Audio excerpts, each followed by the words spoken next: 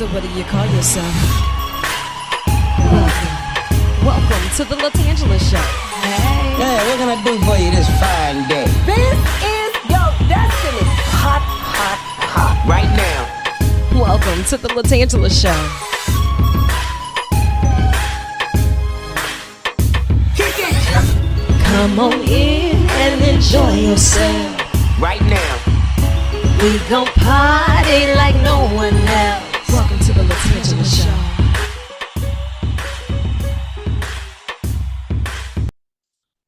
Testing 1 2, testing 1 2. My mic sounds nice. Hi, and welcome back to another episode of the LaTangela Show podcast.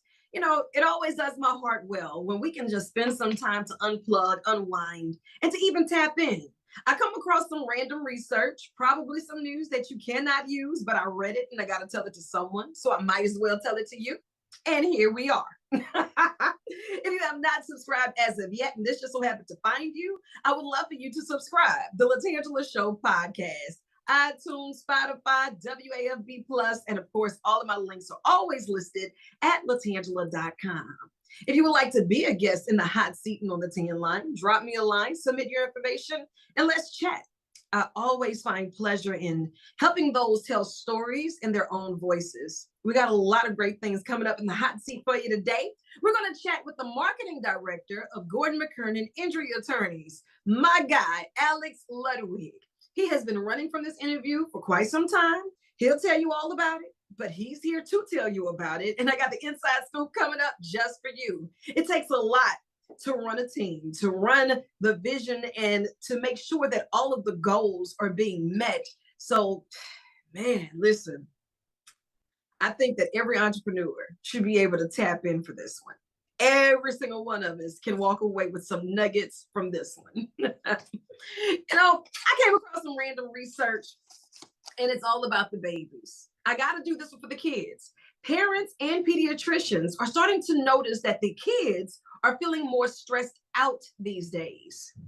Yeah, the babies are starting to feel more stressed out. Fortunately, there's a simple way to make sure that these kids get happy-go-lucky yet again. Get them to bike, get the kids out to swim, get the kids out to play hopscotch, or just be active in other ways.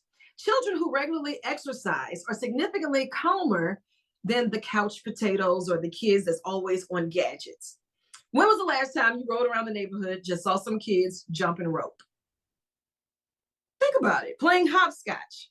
No, we want to fuss about the chalk in our driveways. Let the babies go outside and play. As a matter of fact, it's peer pressure. Neighbor, drop off some toys for the kids, a soccer ball, maybe drop off some jump ropes and a pack of chalk. See, I'm the neighborhood auntie. I do things like that. Chances are, because, you know, I'm outside jumping this rope, trying to get my life together, and these kids can get it too. Come on out here. Let's go. I love it. That's coming in from the Journal of Clinical and Metabolism. When is the best time to do your housework?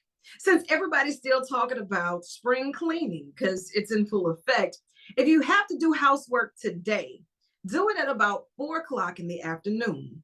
According to Reader's Digest, our body temperature peaks in the late afternoon, which primes us better for the eye-hand coordination it takes to do some waxing, to do some polishing, to do some sweeping.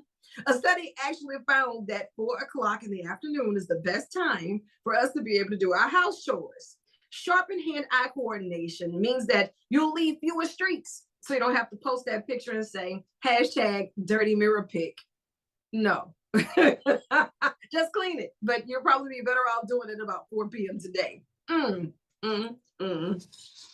Work taste buds. Sometimes we're just in a rush and we can't get up from our desk, but we get hungry and we need to have our lunch. If you eat lunch at your desk while you work, the food doesn't taste as good as it would as if you were at the house or in the restaurant, and we understand that. But there's also something that's profound, according to these researchers. Researchers from the Netherlands, they found that focused thinking while you're eating, it dulls your taste buds. You're not supposed to be focused on work and trying to enjoy that prepared meal, because now you're taking away concentration from eating this food to doing this work, not spilling this food, trying to hurry and get this food in the time of your little cramped lunch break. I never even thought of that. Okay, I'm with that. Said that it indulges your taste buds. Food is not as sweet, it's not as salty, and it's not as sour, leading people to drink more and to say that they need a pleasurable experience because something about this just took me away from what I needed. And that's the nutrients and the taste that they desired. Okay, psychological science, it's a research journal. So surely if they went all the way to the Netherlands for this, it's not like they were eating some good down south cuisine either, you know? Even your work couldn't take your mind off your grandmama recipes. It just couldn't. One thing you might want to do to ensure that your brain is getting the power that it needs, listen to some music, turn me on and turn me up. I got you. Music can actually boost your brain power. Did you know that? Well, now you know, but only if you tune in to happy songs. Don't be up in there listening to some of those old school songs that's just gonna take you back down memory lane. I found this photograph, and now the photograph got you in your emotions. That's not the song. You got to find one of them songs that's going to make you happy. According to research, upbeat music, it boosts the production of dopamine. You know, it's going to keep you happy, keep you going, and get you through the day. That's coming in from a research publication out in California, and I am here for it. Coming up, I got the inside scoop on some wonderful things taking place in the capital city and surrounding areas. And I'm also going to break you off with the taste of Tange. Probably some things that we want to add to the menu. You might already have it in your fridge or in your freezer. But we're going to talk about this powerful food and the powerful punch that it brings and the why, as of, you know, they call it a power food. Keep it locked right where you have it. Hi, and thank you so much for hanging out with me today for another episode of the LaTangela Show podcast. Now, if this episode so happens to find you and you have not hit the subscribe button as of yet, I appreciate you for spending this time with me, but I truly appreciate the subscription. All you have to do is go wherever you're streaming your platforms, iTunes, Spotify, WAFB Plus, and of course, all of my links are posted at latangela.com. If you'd like to be a guest, all you have to do is submit your information there as well. Today in the hot seat and on the tan line, we're going to chat with one of my friends, Alex Ludwig. He is the marketing director for Gordon McKernan Injury Attorneys. Now, I've also partnered with them with Tan Cares and Gordon Gives. And I'm super excited about this new initiative, our 225 bulletin board. Now, once you get there, you log on to 225bulletinboard.com, nominate teachers and support team members that's going above and beyond to get it done. We see you, we appreciate you, and we know that we cannot do this without you. I know that nurturing the future and the present is always a must, right? Each winner will receive $250 and some space on our billboards just as a token of our appreciation. Log on, nominate someone today. 225bulletinboard.com. I've been reading through some of the news and some of the headlines, and I came across some random research with consumer affairs. Tell me if this is true. Blink once for yes, twice for no. How much do we love our furry friends? Well, 81% of pet owners say that they love their pet more than at least one family member. 57% love their pet more than their own brother or sister. Have said the same thing about their mother, and 30% chose a pet over their significant other. Say it ain't so. I can't make this stuff up. I'm not smart enough to make this stuff up. Wow, consumer affairs over here breaking up happy homes because somebody is over here conducting that research and meant it when they said it. Now, speaking of things that's just a part of the family, outside of our fur babies, do you consider your car as a part of the family? Well, half of Americans that they surveyed actually considered their car to be a part of the family. The survey of American car owners revealed that 51% think of their car as a part of the family. Now, whether that's an aunt or an extended uncle, 53% would keep their current car forever if given the option. I'm with that.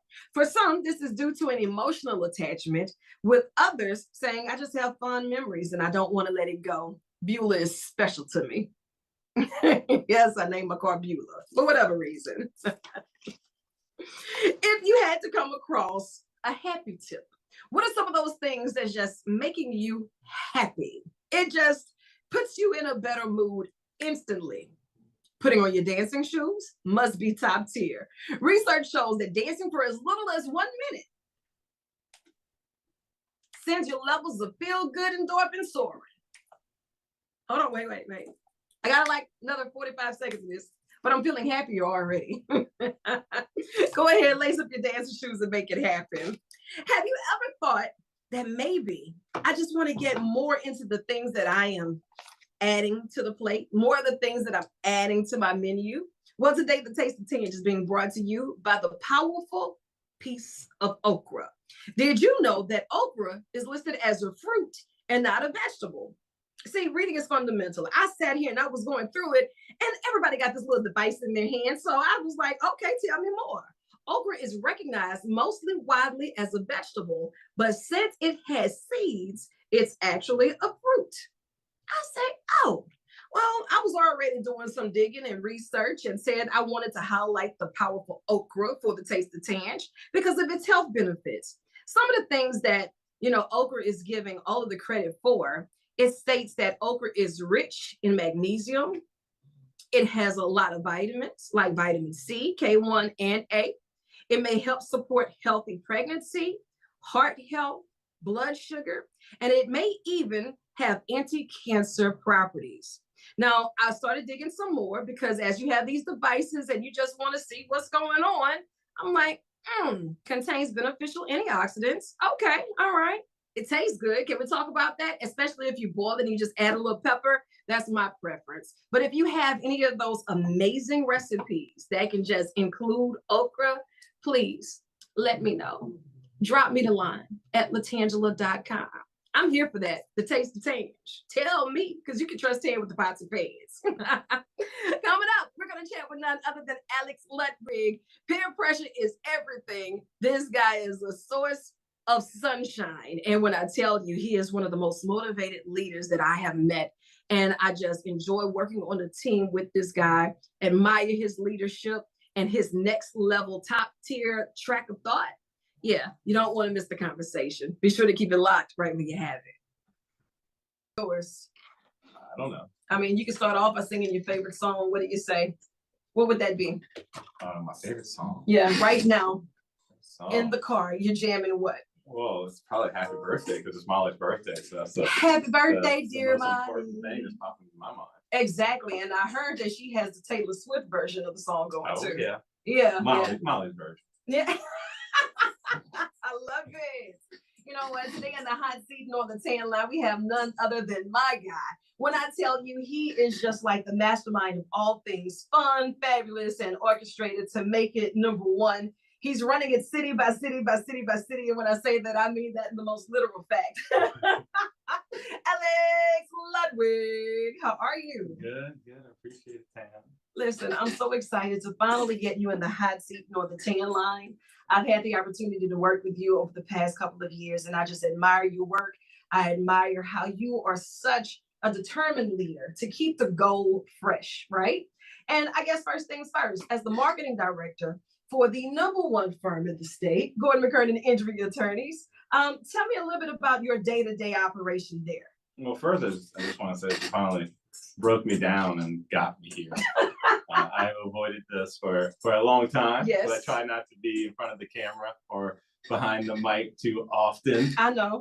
But you're consistent. You keep coming for it. And absolutely. So, since you keep tagging me on Instagram with your biking and everything, and we're going to talk about that. That's important peer to pressure. me. I was like, she's doing something for me.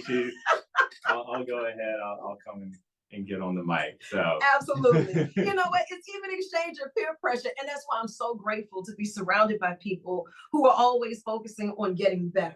You don't get complacent with being number one. There's always saying, you know what can I do to improve what I did yesterday? What can I do today that's going to make tomorrow so much better? And you have a load that comes across your desk every day. Your job looks different. So tell me a little bit about that.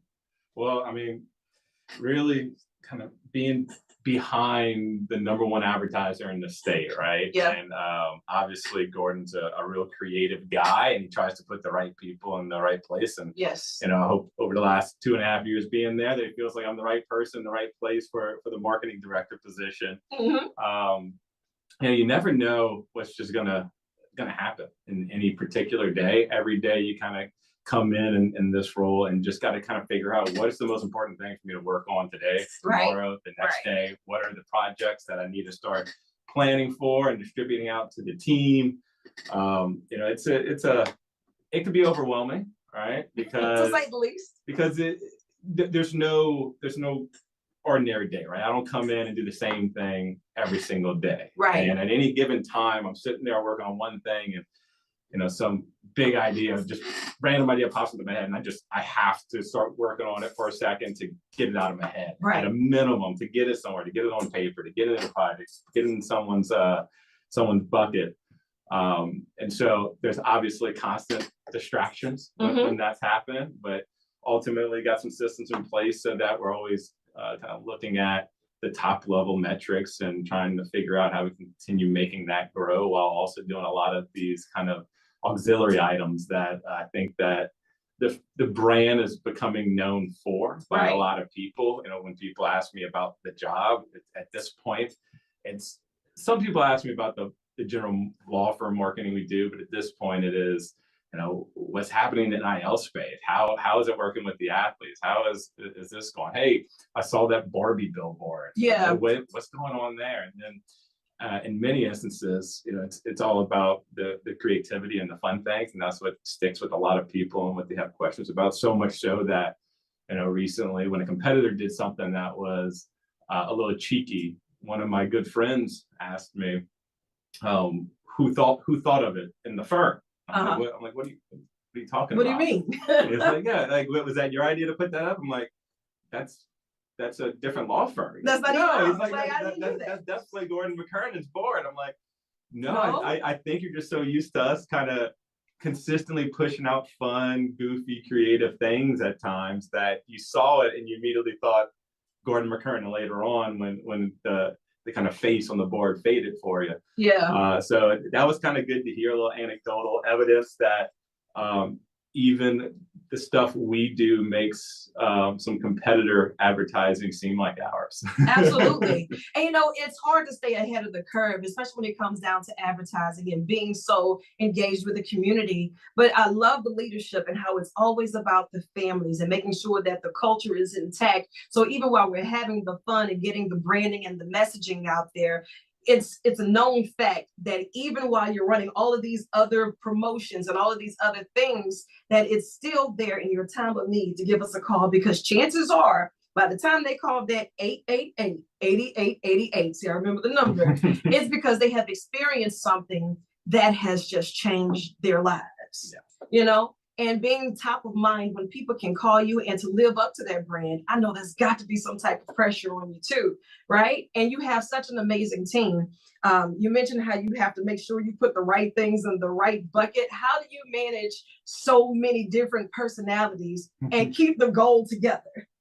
Well, sometimes it's easy, sometimes it's difficult, right? It depends on what's on our plate at any given time, what's going on in each person's life, also outside of work. I can truly say that in the last 2.5 years of building up the team that we have built up and the people we have put in place, I've never resonated so much with kind of your work family being family. Yeah. I always felt that was kind of cheesy. Always enjoyed my coworkers, always enjoyed the people I worked with. I've had fantastic jobs, bosses, colleagues in the past. But it's a different feeling now, right? And I get that from my team from the most part, and it's the ultimate compliment when I have a one-on-one with a team member and they just go, I want to work here forever. Right? Like I want to be here forever. I don't care if you don't mind. you You know what I mean? And because they're bought in not just to the brand, right? Yeah. But to what we're kind of building together. And I think a lot of that is just finding, number one, you got to find the right people and put them in the right situations. Accountability is big. And give them some freedom to show their personality and show where their strengths are. And You know, if luckily in our department, we're not so rigid that someone, for the most part, comes in and it's like, this is what you do and this is it, right? We value the creativity, we value the aspects that everybody kind of bring into the team. So when we bring someone in, their role many times looks completely different Day by 6 day. months later, a year later, right? Because they've grown into something, and we've noticed where that strength is, and continue trying to build out something that makes sense for that person while continuing to support them otherwise. And it does. And Alex, it's really hard for somebody to say they're going to get in there and outwork you, right? And I have to shift this right now because I admire you, your work ethic. But listen, you go in there, you get it done, all pun intended. But it's hard for people to make excuses and be on your team. And let me tell you why. So this man put me on notice in February. He was just training for a marathon. Just casually mentioned he was about to go running 50 miles on foot. And I was like, who does that? Like, are you serious right now? And he was really training for it. And I touch my Peloton sometimes, and while you're doing all of this stuff and you're shopping online or you see these infomercials, they never tell you how great of a clothes hanger this thing really is. So Alex was like, yeah, why don't you just do 10 miles a day? And, I'm training right now, so I think it'd be good for the month of February. I instantly regretted walking in this man's office. I was like, 10 miles a day, who, how, what? And something hit me like, maybe he sees something in you that you don't see in yourself. But being a part of your team, I noticed that you haven't let us in a harmful situation. You've only put us in situations to set us up to be better, for us to win. And then I started looking at the calendar day by day by day, and I was like, oh wait, this is a leap year. So I thought I was cheating with February, but February called me for some more. And it has been since that January 31st until now. I'm still doing my 10 miles a day. Still doing 10 miles every single day. It's accountability. And I just feel like Alex might instantly just hit me up on a text, or I put in a group chat, or put it on an email, did you get your steps in today? And I'm like, oh wait, I gotta at least have it. And it's harder for me not to do it now than it is to do it. And that's only because whenever you have a winner's mindset, you learn how to eliminate those excuses. And you have taught me that by showing me that, and still getting there on time, ready to work. The hardest part of the day is out of the way. It's like, yeah, I got 20 miles on foot today. Now, are y'all ready for this meeting? What? Who is this guy? How did you get into running and training and doing all of these super marathons? Because this isn't like your average 5K, Alex. Well, you're giving me a lot of credit for your 10 miles a day, but ultimately you're the one going out there and doing it every day. I was starting to run 10 miles a day every day in February, just to kind of get myself back on track after I did a marathon in January, and I was training for that 50 miler. And so when we started going back and forth, I was like, well, I'll just do 10 miles on the Peloton. I'll do 10 miles on the road. I did not do 10 miles a day every single day. In February, I did take some rest days. It's fine, but you were going for 50. It's hard for me to do a streak. Every now and then I do some mini streaks, but I like my Monday rest day for the most part. But I use streaks to get myself back into the rhythm of things. But having you out there, what's fun about kind of stoking that fire in you and getting you to do that is now you're doing it every day, and you're tagging me sometimes on these. And when I'm having a day where I haven't hit my workout, or I'm feeling a little lazy, at least for me, right? That gives me now the little extra motivation. Hey, so when you're looking at me as doing all these crazy things, but that little push from you helps me out and gets me going out there. But as far as just how I got into running, I tell you the truth, I don't really know and don't really remember. Really? I can say, I've always been fairly athletic. Okay. But I never did a lot of organized sports once I got into like junior high school, when you got on the basketball team or soccer team and things like that. But I remember when I was in high school, I think 10th grade, I tried out for the soccer team, not because I like soccer. I absolutely suck at soccer, but I had a lot of friends on the soccer team. So I want to go be with my friends. Right? Hanging with the cool kids and whatnot. So the first day of tryouts, you had to run a timed mile on the track. Okay. And I I never run the time mile. I never really did any type of running. I remember seeing a sign for a 5K in town, thinking like, who does that? That is so foreign, you know? And of course, that's my limited world experience at like 15, 16 years old, right? Yeah. And we do this time trial, and I'm the fourth guy out of like 40, and the 3 guys ahead of me are on the track team. Yeah. Now I was dying. I was almost puking. I gave it my all. I felt every single step. And I still thought like, oh, man, I'm not as fast as those other guys. And I only beat some of these other ones by a little bit. And then during college, I would run a little bit, tried to stay fit with the gym and stuff. And then after college, I started running a little more just because it's like, I got to go do something. Yeah. Right. Especially instead of like drinking and going out with friends. Sometimes I just need to go do something to fill the time. So I would start running a little bit. And then as I got into it, I realized how much I sucked at running when I got back into it. It made me think about those soccer days and thinking, wow, like if I would have actually put my mind to it, I could have been, really good on the track. I could have been really good at that. And so I got a little more serious about running but I dip in and out, right? Like I have gone months without any type of training. Like my mind just kind of goes off the rails and I don't do any training, but I work and I just go hard at work, right? Okay. But I've gotten better about that recently, and I'm probably in the best running shape of my life right now. But I don't remember what sparked me to kind of start running. But I would say when I moved to Baton Rouge in 2012, I started going to Happy's Running Club out here. Okay.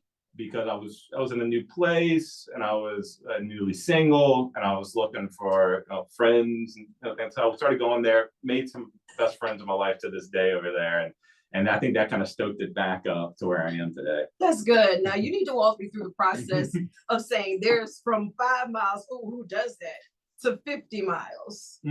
Like you just recently did this. Congratulations on that. It was an amazing thing because I live vicariously through, trust me. What's next? How are you preparing now for the next race? Because I know there's one that's on the bulletin board, and we're going to get it done. Yeah, well, so I trained up for the marathon in January. I guess let me start there. I over the summer I kind of did no training. Okay. I was starting back at 0, and October or so, our HR director, Corey, she's a big runner. I was working in the same office as an attorney who likes to run, Davis, and Gordon used to run a lot as well. And so we, all that brings out some competitiveness, right? Like, hey, let's all do the Louisiana Marathon in January. Again, I haven't been running at all for months, and I'm saying, okay, yeah, let's do it. And I immediately go and to Happy's to do a 5K kind of time trial. Davis is there and he absolutely smokes me. And he won't let you live it down. So now you really got to work it up. But I had gone in and out of running so much that I knew like, okay, and if I stay with it in 3 months, I'll be doing this 5K 6 minutes faster. I'll probably be around a 3-hour marathon. And so I wasn't too worried about the competitiveness of the marathon. I was like, I just got to stick with it. I'm gonna beat y'all. Right. And then, but I was worried a good bit though, still leading into it because I wasn't tracking their running. But we ended up as a group doing the marathon, had a great time. Didn't do quite as good as I wanted to, but that kind of continued to stoke it, like being around people and having a good time with it. And then I randomly, during that training, a buddy of mine posted this, he signed up for this challenge in the summer in Colorado. Man, what kind of a challenge is it though? He had posted something along the lines of, if your goals don't scare you, you're not doing it right. And I was like, that's true. Yeah. It's like, well, and so I looked at it, and it was a race I always wanted to do. The race is called the Leadville 100. It's a 100-mile race starting in Leadville, Colorado, which is the highest incorporated town in the United States. 10,200 feet is where it starts at, and everything's between like 9,500 feet and 12,600 feet. That sounds dangerous on many levels. But I'm here. Are you afraid yet? Because I am for you. Oh yeah, I am. I'm a little freaked out, but it's getting better in my eyes. But to get into it, it's a lottery because a lot of they don't have any qualifiers for it, which a lot of these bigger races will have qualifiers. You have to run something similar to it in a certain amount of time so that people aren't dropping out. This one doesn't. It needs to do a big lottery. And so you either sign up for the lottery and hopefully get in, or another way to get in is to sign up for what they call the Lead Challenge, which is a series of races over the summer out there that culminate to the Leadville 100. Okay. And that's what he signed up for. And I thought, I was like, this guarantees you entry into like the big one, penultimate race, right? And he's like, yeah, okay. So I chewed on it for a couple of days, like, screw it. And I just signed up. And so on June 29th, I go up there and I do the Leadville Marathon, 26.2 miles. Oh yeah, that's lightweight, nothing, skipping apart. So you got your little warm up there, right? And then a week later, there's a 50-mile race through a similar course starting in Leadville. And then just under a month later, there is the 100-mile mountain bike race. Next day, a 10K, and then a week later, the 100-mile foot race. And in the middle of all of this, my wife and I are also going to San Francisco in late July to run San Francisco Marathon, because it's going to be her first marathon. So I'm going to go out there and face her. Now that's ultimate. That's ultimate. I love it. Is she excited yet? She is. Yeah, I think she's a little scared, a little excited. When my wife used to yell at me and curse at me because I would encourage her to say, hey, we should sign up for a marathon. Who is this we? She had done a half marathon. I'm never doing marathon. Yeah. I'll get over it. And then one day she sends me a message, and it's the San Francisco Marathon. Maybe we should do this. Oh. And so I'd be like, oh. And I was like, don't push. Don't push. Be Just easy. let her fall into it, right? And she did, and then she signed up. And awesome. so a little bit after that, I let her know, like, there's a horrible first marathon to sign up for as your first. Okay. It's San Francisco. It's hilly. Yeah, but really the weather hilly. Is so nice. Maybe you should forget about it. Yeah. But promise her some shopping afterwards or something. It is hilly, so she's trying to get some hill work in through her training, here in Flattle, Baton Rouge. Ooh-wee. And there's some ways to do it, but it's difficult. Right? Yeah. But yeah, so we're excited for the summer to go to Colorado, do those races, hopefully survive those races. I got a good taste of the struggle, during that 50-miler. But even more so, last Saturday I decided to go for a run like midday. And it was really hot on Saturday. This weather is it got up to feels like temperature of 90. And if it feels like it is. And they say the best way to train for the elevation, if you're nowhere near it, is heat running in the heat, getting used to the swamp air, the humidity, just losing 7 pounds during the run because you're sweating so much and you just can't keep up with the liquids. Yeah.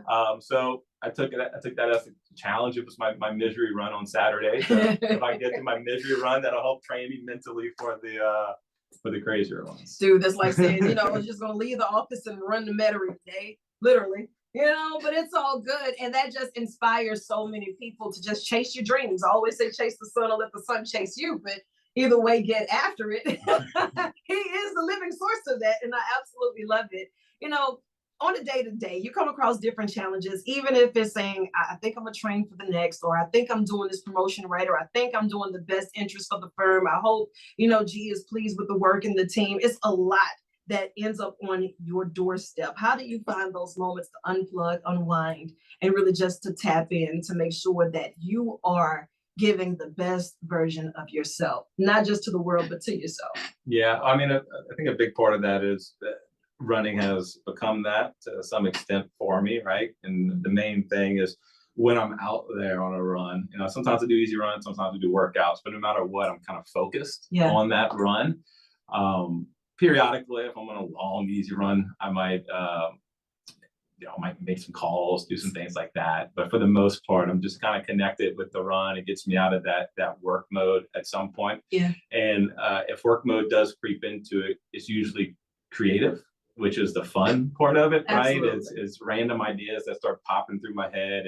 I've been thinking about how I want to launch this campaign and reach these people, and all of a sudden I'm not trying anymore. I'm just out on a run, and these ideas just start rolling through. So it's a mix of a disconnect, but also a way to kind of look at work through a different lens, because my thought process is just different doing that than sitting behind the desk. And then of course the other aspect of that would be just making sure that I have a good home life balance. Absolutely. I have a wife, and we have no human children, but we got a couple dogs and a cat, and they Little fur they babies. mean a lot to us. And so, trying to find that time to do some fun things together.